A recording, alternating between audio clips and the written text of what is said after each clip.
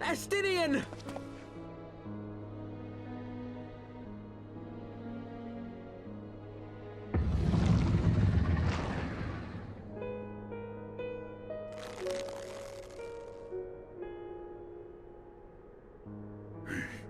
Is this to be mine end? Nay, I will not allow it. I am of the first brood. I am vengeance incarnate. I am Nidhogg. Thou shalt die by my hand.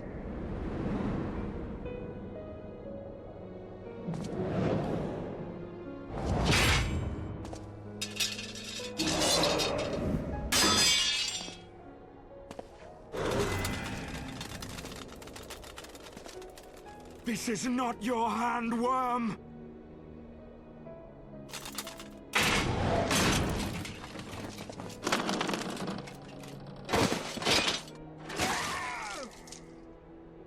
Thou wilt obey!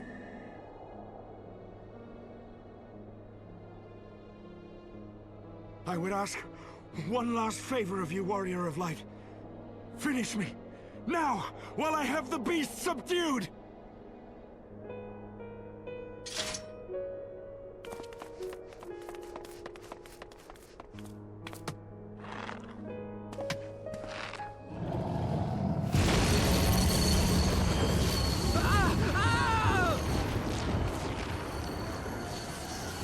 You waste your time! Kill me! It is the only way! Ending Nidhogg will be my final duty! No!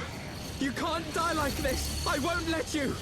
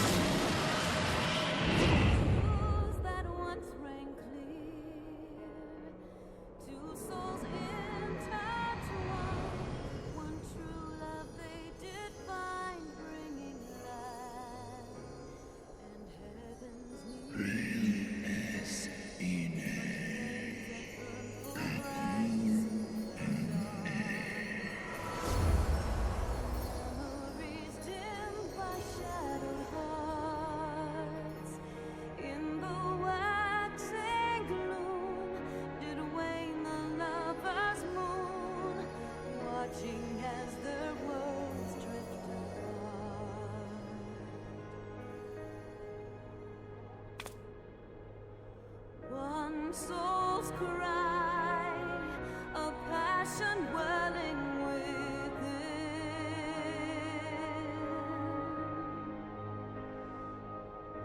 Sacrifice, a binary to her king. The eyes! Cast them into the abyss! Yet this bond of hope by treachery was broke, scattering her words to the wind.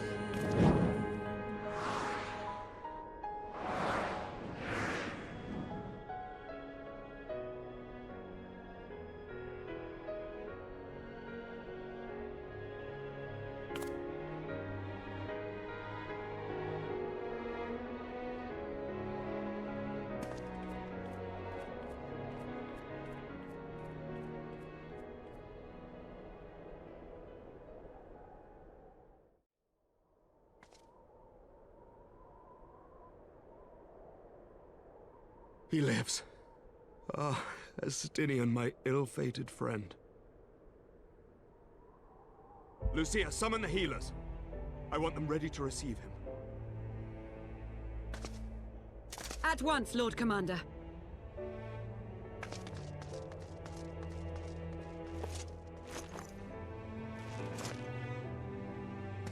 Allow me to do this much, at least.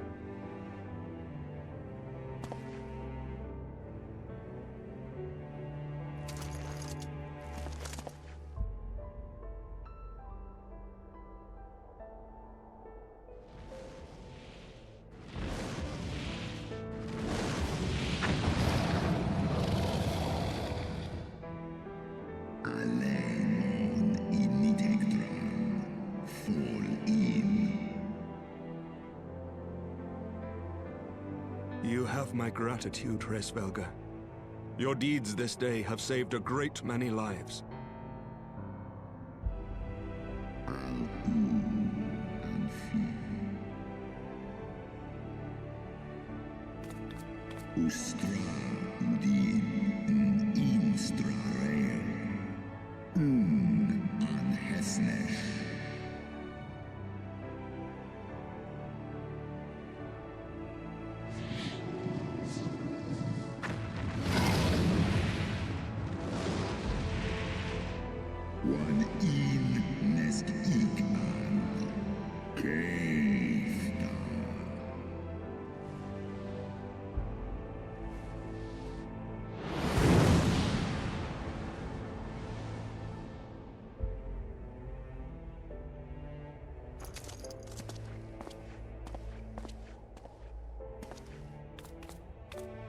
The battle is won. We can do no more for Estinian now than bear him home and wish him well, even as Hraesvelga did. The rest we must trust to the hands of the healers and the grace of the gods.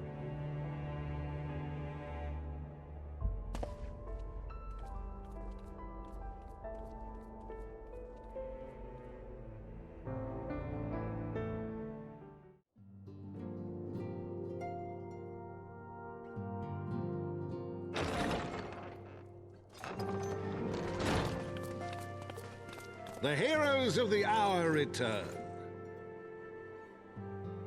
We but did our duty, my lord. It was the memories of fallen friends and not our heroism which saw us through at the last.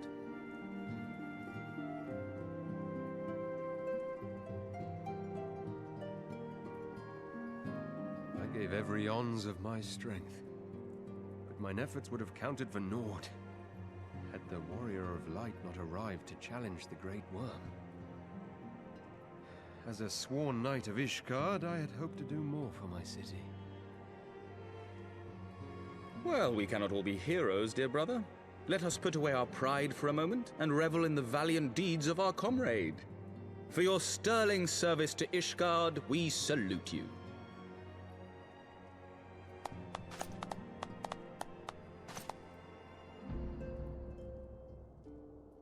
And while we're on the subject of valiant deeds, I believe I myself have earned some small measure of recognition. Under my watchful command, the ballistas of the Outer Ward struck down a veritable swarm of Dravanian invaders. My lord's command was certainly watchful. He bravely watched as the siege crews took aim, and continued to watch as countless wyverns met their end. Indeed, the ward's defenders proved so well drilled that my lord had little occasion to stop watching.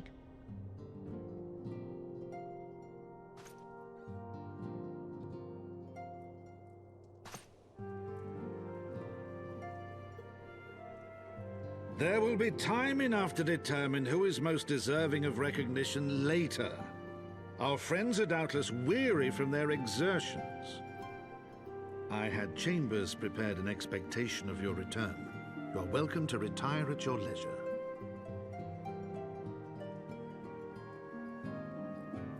I am most grateful for your hospitality, my lord, but I believe I shall pay a visit to the Temple Knight's Infirmary. Pray excuse me.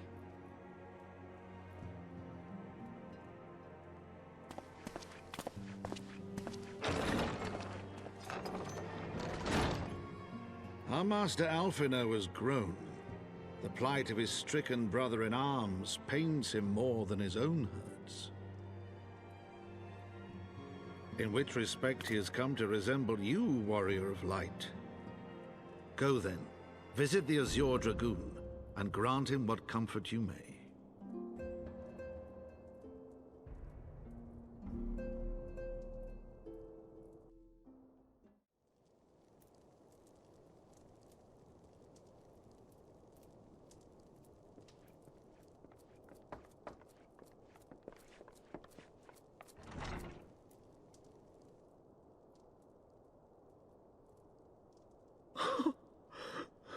Estinian!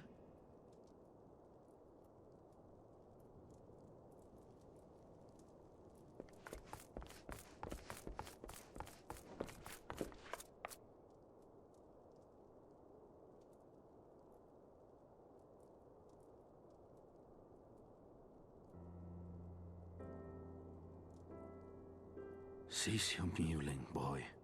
It grates my ears.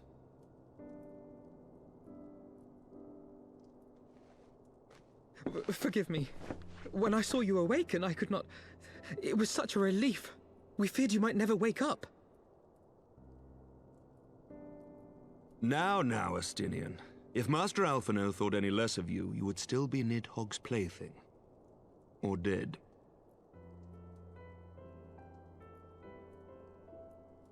Aye, 'twas but a jest. I thank you, Alphino. And you too, Warrior of Light. Quite how you managed to persuade Hraesvelgr to aid in his brood brother's downfall I cannot imagine. But full glad am I that you did. Yet again, you have achieved the impossible.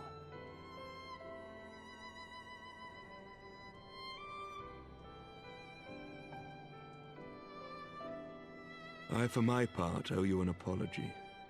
When last we met, I did willingly loose an arrow at your heart. Can you forgive me? There is naught to forgive, Hameric. You but acted in defense of Ishgard as is your duty. Were you any less single-minded about it, I would not follow you into battle, nor trust you at my back. Besides, I had come to the selfsame conclusion, that I would have to perish for Nidhogg to be stopped. So let us dispense with the hand-wringing. I have heard enough mewling for one day. Oh!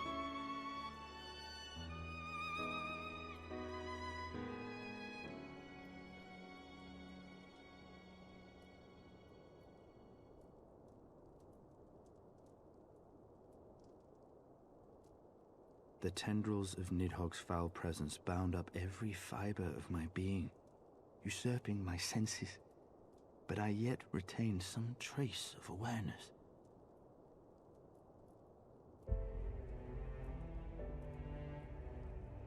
The worm's mind was as a vast and tumultuous sea. Endlessly its black waters churned, his grief and despair at Ratatoska's murder never calming, never receding. Driven by this surging current came wave upon wave of unrelenting rancor. It was the very image of my own heart. There I saw the dark reflection of the hatred I felt after Nidhogg slew my family, when no path remained save vengeance against dragonkind.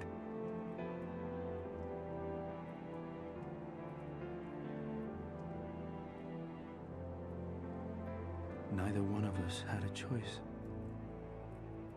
But I was blessed with something Nidhogg was not. Comrades and teachers to console and admonish me.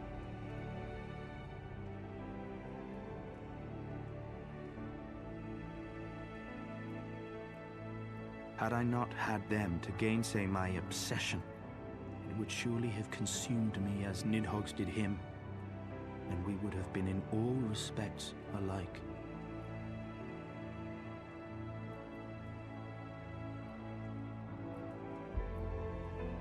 Though his shade is banished, his spirit scattered upon the sea of clouds, I feel no joy at his passing. Where once I craved vengeance, I now crave rest.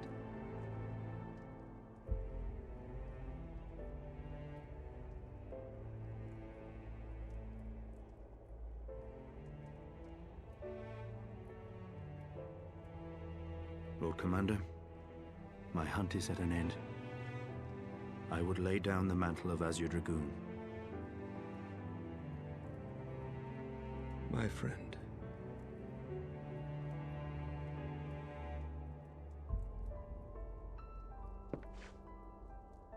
He has tired himself with too many words. I doubt not that he will make a full recovery, but he must be allowed some few days of quiet.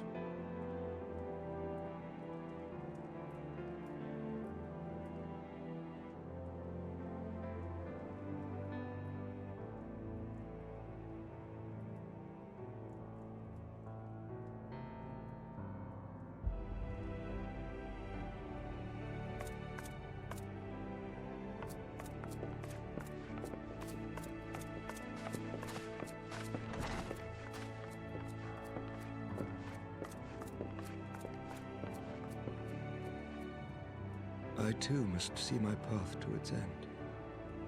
Sleep well, my friend.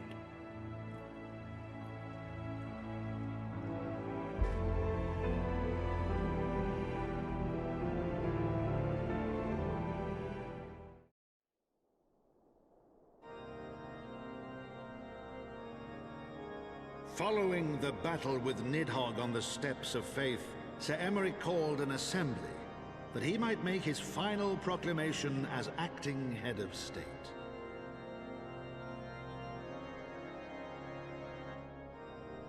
'Twas there, with one decree, that the 1,000-year rule of the archbishops was ended, paving the way for a new republic. The governance of Ishgard would now be placed in the hands of high and lowborn alike, their ranks represented by the newly founded House of Lords and House of Commons.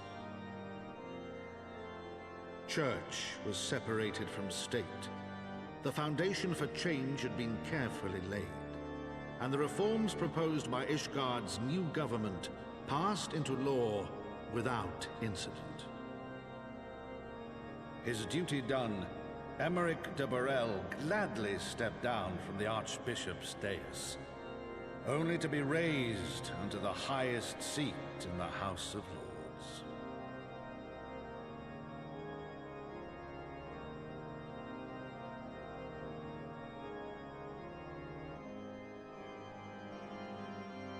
Though he strove at first to refuse this honor, the unexpectedly strident voice of the Count de Durandare left him little choice but to accept.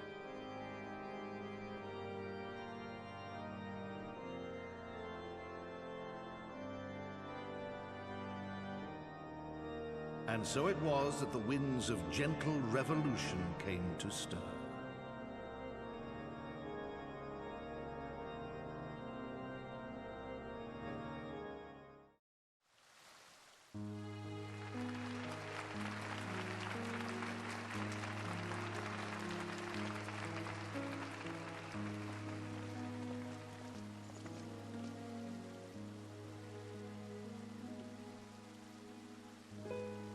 Prominent among the many honored guests at Sir Emeric's investiture were the ambassadors of Dragonkind, a fitting symbol of Ishgard's newfound peace.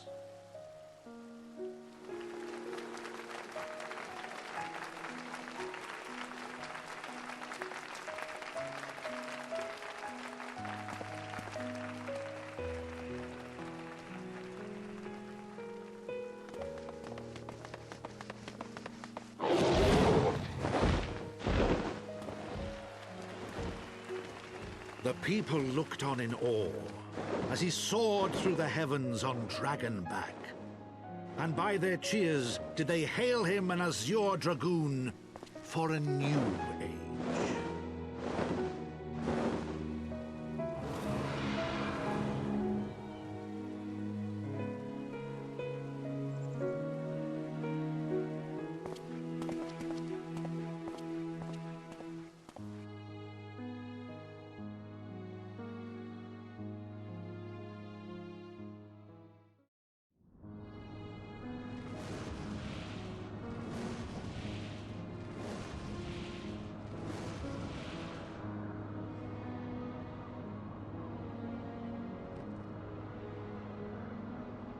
Thus were the notes of the Dragonsong rewritten. The din of war, giving way to a rising litany of peace and